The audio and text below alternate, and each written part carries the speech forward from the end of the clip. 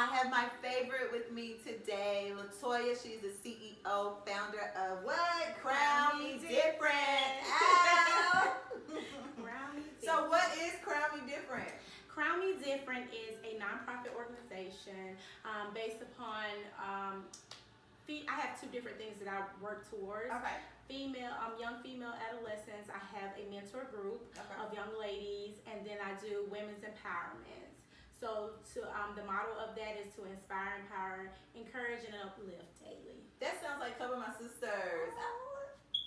So what made you Crown Me Different? Where did that come from? Normally mine is birthed from a story, a life experience. Like where did Crown Me Different come from? Well, I started off with Broken But Healed.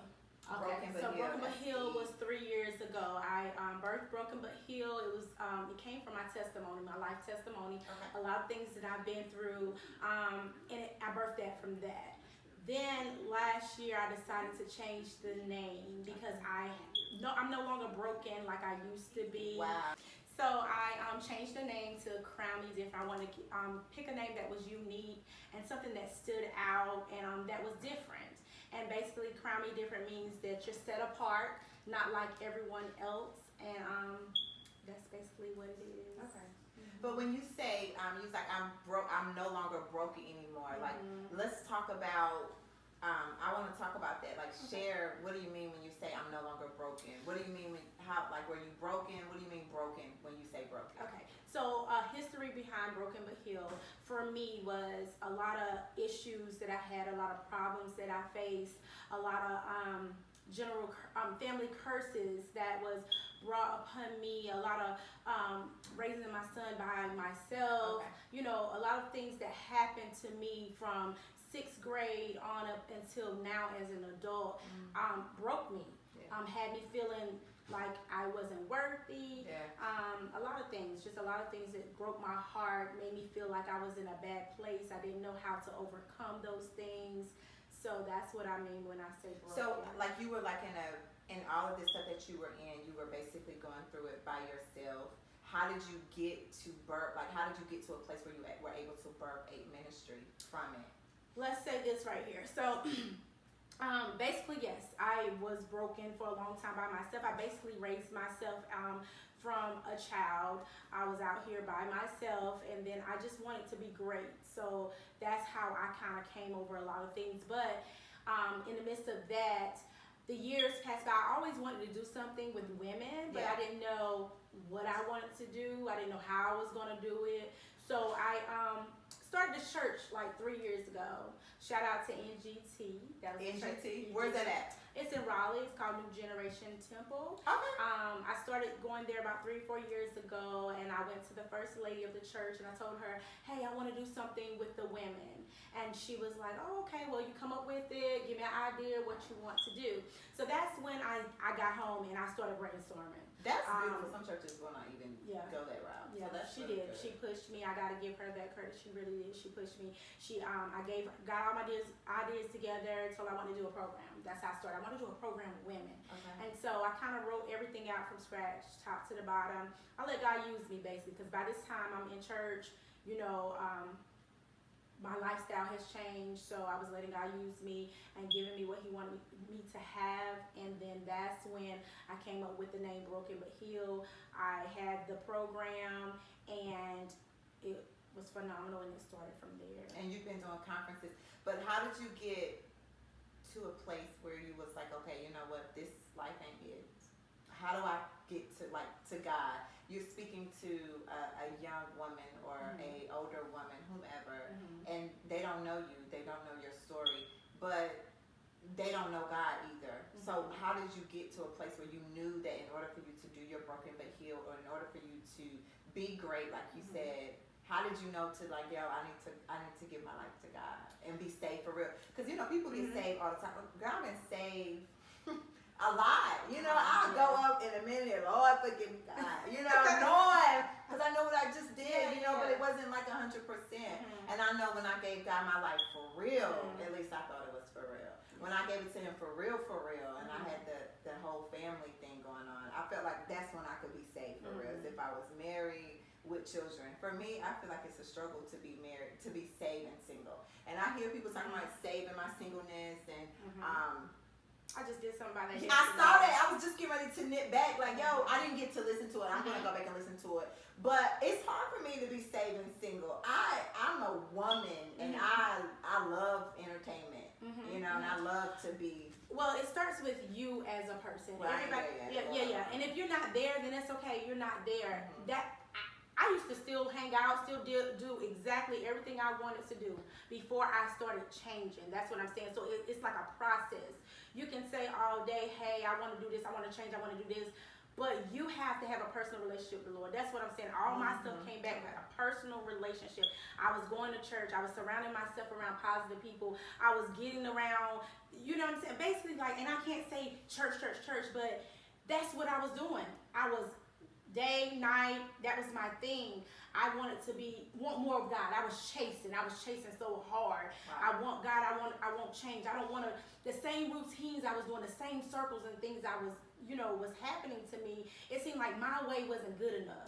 Yeah, that's where I'm at now. Nothing is working, and I'm so uncomfortable. So I had to surrender. Wow. Okay. I surrendered, and I'm not lying. When I surrendered, it was like, okay. Now, do I make mistakes? Absolutely. Do I sin? Absolutely. Nobody's perfect. Yeah, you're gonna sin daily. Yeah. I'm supposed to ask God for forgiveness. Yeah. Daily. So my thing is, that's what happened for me. For me, if I was to tell telling a young lady my story, I would listen to them first, because sometimes you have to be quiet. Exactly. And kind of see where they are and give them advice, about, hey, you can ask them, would you want to come to church, or you can give them scripture. Right? That's what I do. I give people, when I'm inspiring, empowering, encouraging, I usually give them stuff that was given to me, or things that I know that help me. That's all you can do is encourage someone. You can't pull them and make them, Yeah. But that's what happened for me. That's how I turned over my life. I was going through so much, and I was running. I know it hasn't always been a calling on my life. Yeah. Always. I knew once I got into this church service that I went to that day, that all the funness, I call it funness because I was having so much fun in the world. Yeah. I knew it was going to be over. And I surrendered, and ever since then, doing Crown Me Different, Broken But Healed, it has changed my life, like, tremendously. Everything I do, I think differently. I just want God to be proud of me. Yeah. That's my main goal. I want more of Him. I noticed that when I give Him more of myself, that my life is better now. Them trials and tribulations, they've been coming, and that's one thing I've been dealing with lately since I said a yes to God. I mean, when you say yes to God, you don't know all what you're saying yes to. Yes. Because there's going to be some stuff that's going to about knock you off your feet, or make you, like, look back. Like, you know what? I was just talking about day before yesterday. I said, I really enjoyed every bit of my sinful days. Like, I can't go back and be like, oh, I lived a miserable life of sin. I did not live a miserable life of sin. It was when I came over to Christ is when I was ready to, pop, lock, and drop it. But it's like, I don't know. I would say in this season, with being just me, going back into being a single mom, going back into being single, I'm like so not okay. Like, I'm not happy about it. I would have rather, any day, I would have always chose my family first. I would have always chose the husband, myself, and my children. I would have never chose this right here. This was something that was thrown on me. It wasn't nothing, by choice. So you're single, right? And you have how many children do you have? I have one, and he'll be 19 this year. Oh my God! How do you feel? I feel like an old lady. I know it took you like, yo, I'm really here 19 years later. Ooh, girl, it is a challenge. I'm not gonna sit here and say it's not easy, Lord. It's not easy. Oh, it's not easy. I think that's when the devil mess with me more. Yeah. He gets the closest thing to me, which is my child. Yeah, me too. I mean, it's not easy. I just gotta keep praying, keep believing. That's my thing.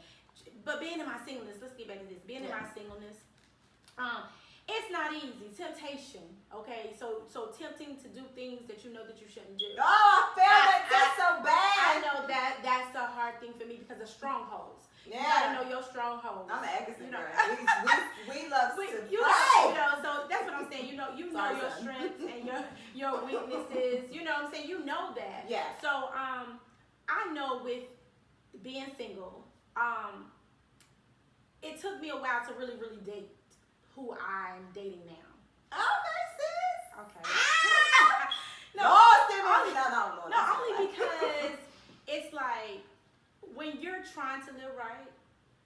so hard to find men out there that respect that you're trying to be a Christian. Yeah. Or to respect that, you know, you're just trying to live right, you know. And so I'm dating someone, by me being single, that respects me so much. I never had that before. Wow, Almost 40, I never had a man to respect me as much, so it doesn't push me to sin as much. Do that make sense? You know what I'm just trying to say? Like it's just different. It's a struggle for me, okay? Well, I mean, I guess it's who you, what you used to. What you used to. I know that with me, just everything, I had to give up so much to get where I am now. And so, yes, it was a lot of struggles, and I choose different men to date because I was still trying to figure out how to love myself. So dating this one, I got tired of the circles because it wasn't doing anything for me. I know, yeah. It just was like, okay, I'm dating him. Oh, he cute. That's all. He was cute. But then here I go. It's like God, it's like he would not let me come up out of that circle. Until I surrender, was like, okay, God, give me who you want me to have, because I'm tired of picking these no good, such, you know, whatever. And then I had to give him more of me first. So it comes back to my lifestyle, my Christianity. I mean, I thank God for the one that he has placed in my life. And for the season or whatever reason, I have to embrace it because it's helping me to get where I need to be. That's beautiful. I need to get there. Well, it's not easy. Though. Oh, I know. It's not easy. I just found someone that respects what I got going on. Yeah. That's so I have changed my prayer. You know, I'm just not ready. You know, and I'm very familiar with myself. I know Charlotta. And I don't be wanting relationships. I just be wanting relations, you know. And you know that's the devil. And I would just wish that, you know, it's like it's not God. We know it's not God. It's like, but I'm still. It's me. It's me. You know. I just wish it was in a scene. I've been there, but I've been there, and that's what I was telling you about. Like before I surrendered, I'm talking about I had to really surrender to where God started taking men from me, and I didn't even understand why they leaving. Like that's what was going on with me. Well, why can't I get a relationship that lasts? That's what was going on with me. Yeah. I didn't know what was going on, but I knew it had to be God because it was like, it wasn't nothing abusive. It was more so that they didn't deserve who I was, and God was trying to get my attention. That's just how I feel. He just started, if I wasn't going to let him go, he started snatching everybody from me. Wow. Everybody. Wow. You be like, where's such and such? What, you know, what was going on? It's not working. That's what it was with me. To the point that I got tired. I was just tired. I'm tired of being with this one, that one. I didn't want to talk to this one. It was taking me in an emotional thing. Yeah. You know, I started wondering about myself. So I would block, unblock. It was just dysfunctional in my head, for real. Just dysfunctional. I'm like, I'm gonna do the right thing because I need to do right. I want to be saved. I want to be right for my children. I don't want to lose my children to the world. Like I would literally talk myself into it or talk myself out of, you know, this is what I gotta do. And then I would have to smoke to go to sleep. Like I would have to smoke just to literally go to sleep or eat or get a good appetite. And then when I would do that just to get an appetite or to go to sleep, then there go those feelings and that, you know, you probably never, I don't know. No, I've been there. I've had that stuff, but see what happened with me was like, you ever like give someone your all in all, and then when you tired, I don't know, you tired, then it's like the appetite is not the same. Yeah. So that's what happened with me. Every guy that I've ever dated has always tried to come back once I'm done, right? But by that time, it's too late because something comes over me.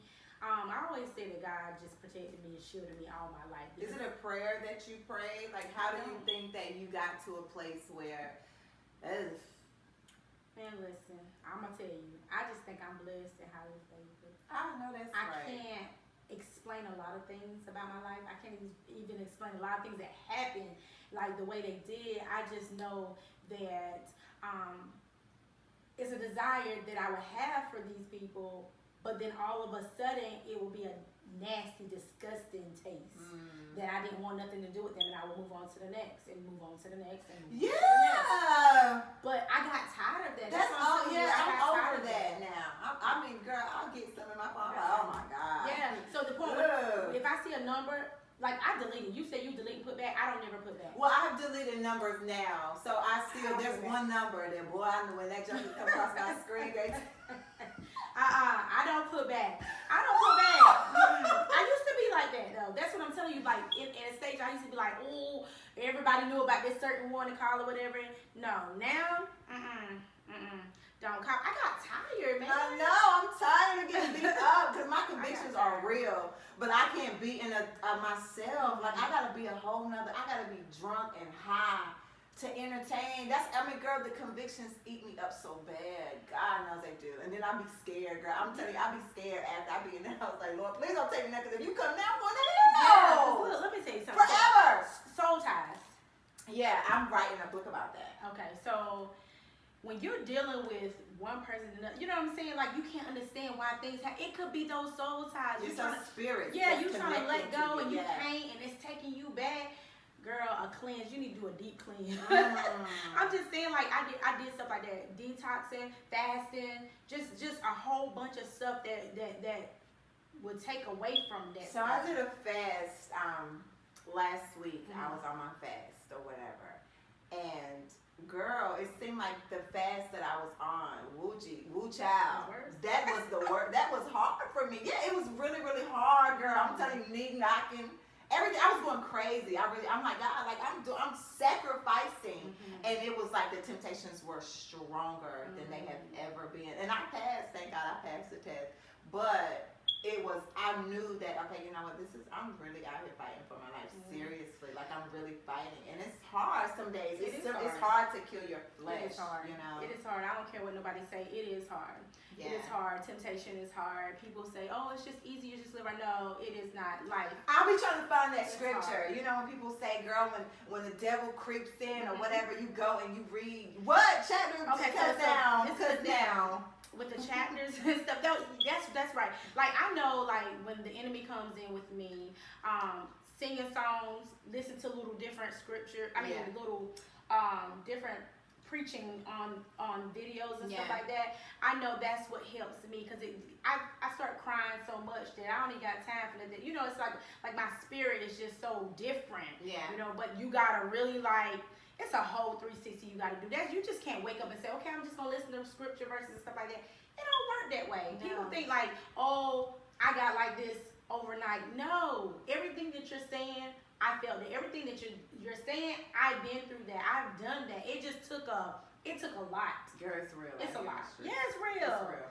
And I be listening to some people, and I listen to, because I've been on both sides of the fence, right? So I listen, and I'm just be like, girl, shut up, lying. Now you was lying. But now when you guys say, and that I hear, you know, that you're good or you're happy in your singleness or whatever, to me, I don't understand when you say, and I don't think that being in a relationship or having a man makes you happy or makes you whole. Like, I'm not saying that. I'm just saying, how is being single is not a goal for me. Okay. You know? So let me just go back. It goes back to the person itself, right? Okay. Because with me, I was in a long-term relationship with my son's father from 13 to 27. What 13-year-old doing in a relationship? See, it goes back to my life story. Wow. 13 to 27. So I had a ring. I felt like I was in a long-term relationship, the only man I ever lived with. You get what I'm saying? So I felt like I was already married. 13 to 27. This is the only one I really know about. Yeah. The only person I ever lived with, right? It was so damaged and how do you say, so much going on. It was terrible.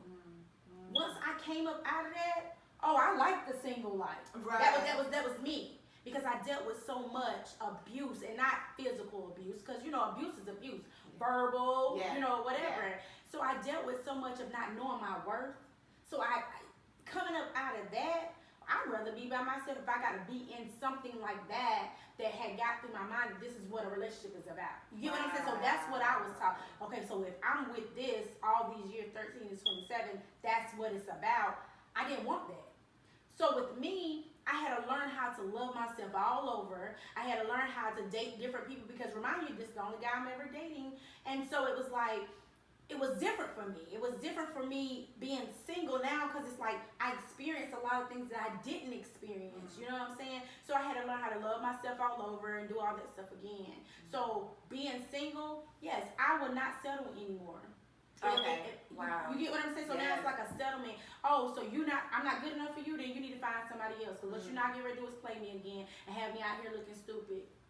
Now, I would say now in my relationship with, in my marriage, I was married 9 years now. My marriage was very abusive, physically, mentally, and emotionally. It was very, very abusive. But I chose not to leave because I felt like if I went back to the world, I would do just what I did, and that was go back to the world. Like instead of coming and being okay in my singleness and still following God and still doing right, I didn't do that. When I got out here, oh my God, I got out here like I didn't know the streets already, and I already knew the streets, but I was enjoying the fact of living completely wrong, but it still didn't take away of what I wanted. I still knew how to pray. I still knew how to do this, but I still wanted to. I didn't want a relationship. I just wanted to do something. I just wanted to be fast. I was there. Nasty. I was there. Oh, that's what I'm hey, girl, I'm telling paying you. for it now. Look, somebody put me on a. I was told somebody put me on a chat, a group thing. Like a. Did they really? Yeah, You are so mean. Girl, this dude, he put me on some site or whatever, and I'm like, well, Dad, dude, I was drunk and high. You ain't always got that video that night. Yeah, but that's what I'm saying. You're gonna have to get prepared for that because every time you get greatness, people are gonna dig in, and I'm already ready. That's why I said I already know. It's not so much that I had a bad life, but my childhood history is probably what's gonna be like the biggest thing that's gonna hurt me, or things that has come up with things that my son has done because he's out here or whatever. But I'm already ready for it because I know it's gonna come. When I seen that of your, you showed that the mugshot. I was like, so this is what I'm gonna have to. It was like a flash in front of me. I started to say that's not the. That was how many years ago? What about the one I just got in 2020? I just got a mugshot a couple of months ago. But you didn't want to use that one. You want to use the one when I had one eyelash on and bad tracks, my nigga. Like it was so crazy. But I was like, I'm not ashamed of nothing that I've done. I mean, I've done some stuff. Like I'm a fun person. I've done a lot of stuff, and I'm okay with. This is what I've done. This is who I am. And Cover My Sisters is not just for the saved, sanctified, and filled with the Holy Ghost. It's for all women. And just because that I sit here and I talk to you, or I got a book coming out, coming soon, June 2020. But just because I have those things coming and working on some more things does not mean she got saved again. No. I'm still trying to save this mental state. But it's like I have to stay busy before I be busy. You know what I'm saying? And that is not okay for me, and when God is dealing with me, He's cleaning me up, but it's not to do this for the world, this is for me. I gotta save my life for my kids. Like I have 7 little people that follow behind me, and if I fail, then look at all of them that's gonna fall behind me, and that's just not worth it. No man, no conversation, worthless conversations, none of that to me I feel like is worth it. So it's one day at a time. Like I'm trusting the process, and whatever happens, whatever's been exposed, because like I said, I've done a lot of stuff within this year. I put a lot of stuff out within this year. So whatever is going to be exposed, I'm okay with it. I'm cool with it because I know what I've done. I'm not, I know what I've done. But that's a part of your life. That's a part of your testimony. Yeah. Once you have healed and fully healed to where you are now, that's why you did what you did. You laughed at it instead of crying and lashed out or made a big old, scene about it. You was like, really? Yeah. And you laughed out. And I'm just like, I know he ain't just say all that. I'm looking at it like, are you serious? People are really that mean? But that's what they do. They dig in your past. But see, when you know who you are and who you are, at the same time, it's like your past is just what it is. It's just what it that's is. what I did. Right. I did that, yes.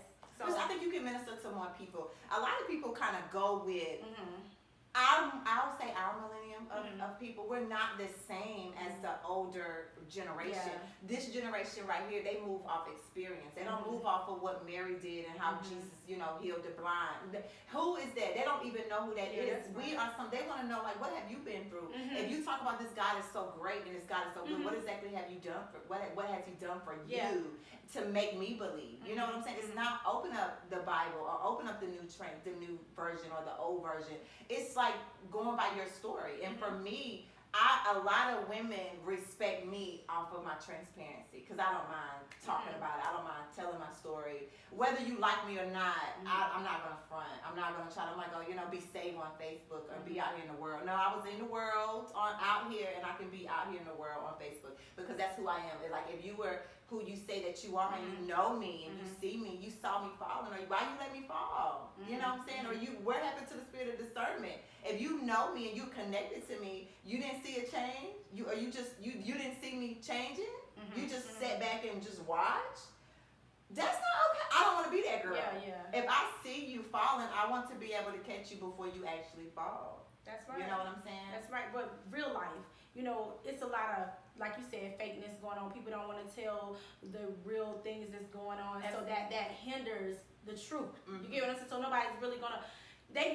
It's so many women out here hurting, and they need to hear different things. They need to hear like we're just like them, because some of them we are just like them, or like I was telling you that I've been there. So I can't sit here like, oh, you do all that, oh, you do that. Girl, please, I have done that. I felt that same way. It's just levels to it. You know what I'm saying? Of how far you gonna take it, how like. It's a lot. It's a lot. There's no way you can wake up in the morning and turn into someone else. You know what I'm saying? Everybody's dealing and battling with different things. So the only thing you can do is stand there for somebody, empower them, encourage them, motivate them, lift them up, help them get to where they need to be. There's no need to sugarcoat it. Tell the truth. Look, girl, you really going downhill. You know what I'm saying? What can I do to help you? You know what I'm saying? Let's just keep it real with sisters, period. And that they'll respect you more. I really do believe that. So you just had a conference recently. I'm so sorry. How was it? It was really, really good. It was my 3rd year, right before all of the virus, COVID-19. God allowed me to do it my 3rd year. That's amazing. And it was awesome. What was it about? I heard one of your friends, she did my makeup, and she was just telling me how phenomenal it was. She had me cracking up. Like, she was talking about, she was like, girl, I go in there, I go in there with some boo. She said something, but she had me cry. I was laughing so hard. The reason why I do that, when I have a women's conference, I host it once a year. My annual event. It was necessary. It was a topic. I do that, come as you are, because I don't want anyone to feel like they got to go to work, they can't wear the work clothes. I don't want anyone to have an excuse of why not to come. So me, I put on a pair of jeans and a shirt, and I make some heels. Ooh. You know what I'm saying? Whatever. And I just want people to feel comfortable, So, yes, I did a conference of women's empowerment. I do once a year, and it was phenomenal. It's basically, like I said, to uplift women one day, for them to let their hair down and to feel free and to give back. We gave back gifts. We had food. It was really good. It's really good. That's good. So you're going to continue it on. You started working on the 4th year, or are you going to wait and with this COVID? Because COVID is disrespectful. No, COVID is very disrespectful, but I have already started the process. That's good. At least because I like to give people different things every year. It's never the same. Right. So I like to give back. So I put all my thoughts in it or whatever, what they would like to do and stuff like that. It's not about me. Basically, this is the day I make for them. Okay. So you just have it's for women. You have different women, different backgrounds. You just let them share their stories, or how do you normally do your? Well, it's different things every year. So I did a panel one year. One year I had different speakers, and then I did it by myself this year because I had a lady give a testimony, about things she'd been through. So it's like whatever God gives me to give to people, that's what I do. That's what I do. What would you say to your younger self? I would say 13 to 15-year-olds. So I would say 12, maybe 12 to maybe 15 self. What would you say to that girl? So this became personal.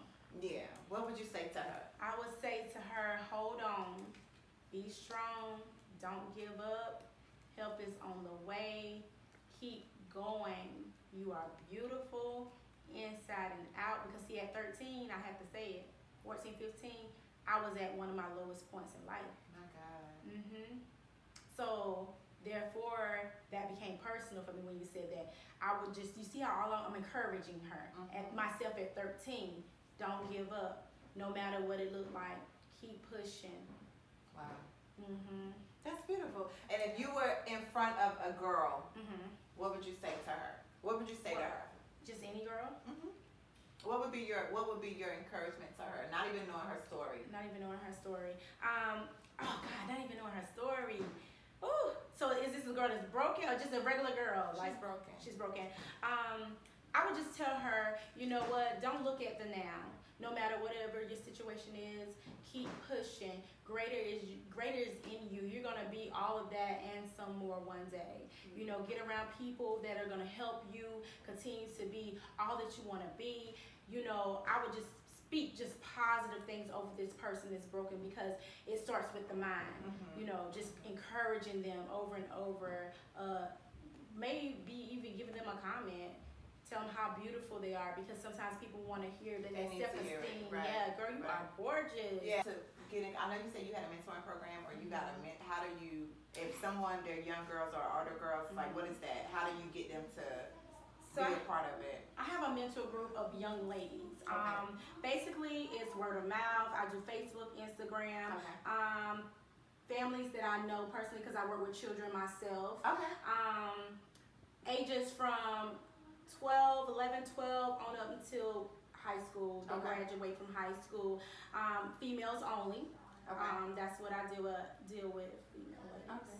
So if to get in contact with you, and you just look right there and you let them know how they can find you on your platforms. So you can find me on Facebook, Latonya Mason, or Crown Me Different. You can find me on Instagram, Crown Me Different as well.